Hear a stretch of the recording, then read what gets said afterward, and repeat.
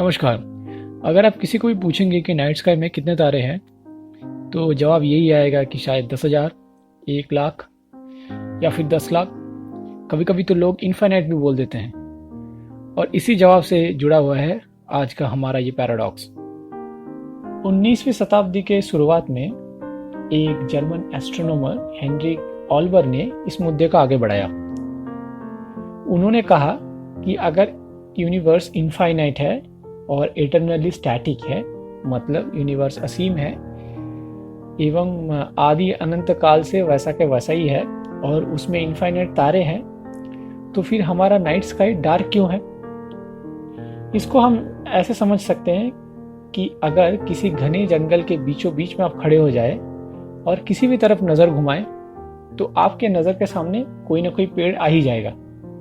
ठीक उसी तरह अगर इनफाइनाइट तारे हैं इस यूनिवर्स में, तो रात के आसमान में आप किसी भी तरफ देखें तो आपको एक तारा दिखना चाहिए और उसी हिसाब से रात के जो आसमान है वो पूरा ब्राइट हो जाना चाहिए। बट ऐसा नहीं है और इसी का नाम है डार्क नाइट स्काई पैराडॉक्स या ऑल्बर्स पैराडॉक्स।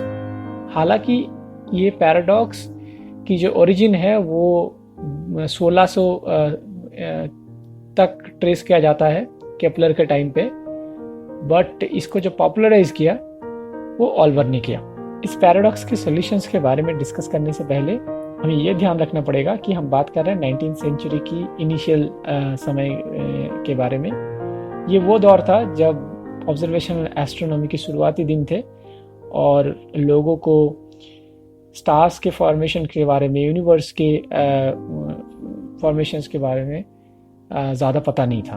तो ये पैराडॉक्स सुनते ही दिमाग में सबसे पहला ख्याल ये आता है कि हो सकता है कि जो तारे हैं वो हमसे पृथ्वी से बहुत दूर है, इसीलिए उनका लाइट बहुत डिम है, जिसकी वजह से नाइट स्काई में फ़र्क नहीं पड़ता है और नाइट स्काई डार्क दिखता है।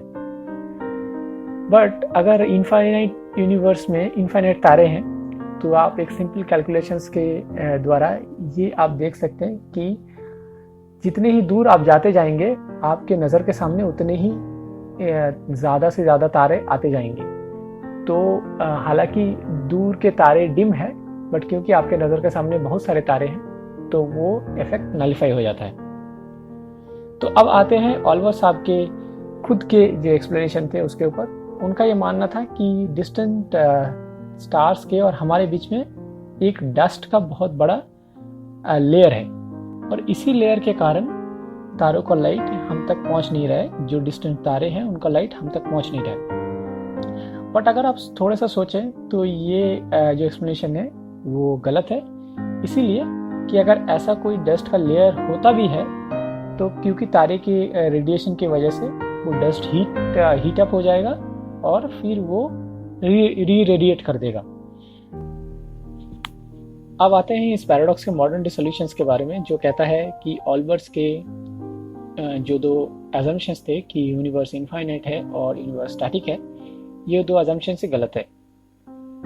मॉडर्न थियरी ये कहता है कि यूनिवर्स की शुरुआत कुछ 13.7 बिलियन ईयर्स पहले एक बिग बैंग के द्वारा हुआ था। तो इसका मतलब यूनिवर्स फाइनाइटली ओल्ड है और क्योंकि स्पीड ऑफ लाइट एक फाइनाइट वैल्यू है, तो इसी की वजह से जो डिस्टेंट स्टार्स है उनका लाइट अभी तक हमारे पास पहुंचा ही नहीं। तो हम काइंड ऑफ एक ऑब्जर्वेबल यूनिवर्स बबल में रहते हैं और इसी वजह से नाइट स्काई जो है वो डार्क है। इसके साथ साथ एक और भी इफेक्ट है, वो ये कि जो स्पेस है वो एक्सपेंड हो रहा है। इसको हम हबल एक्सपेंशन के नाम से भी जानते हैं। तो इसी की वजह से जो स्टार से जो लाइट एमिट होता है उनका वेवलेंथ धीरे धीरे बढ़ता जाता है, मतलब रेड शिफ्टेड होता है। तो जो लाइट कभी विजिबल वेवलेंथ पे था वो शिफ्ट होके इंफ्रारेड पे हो गया।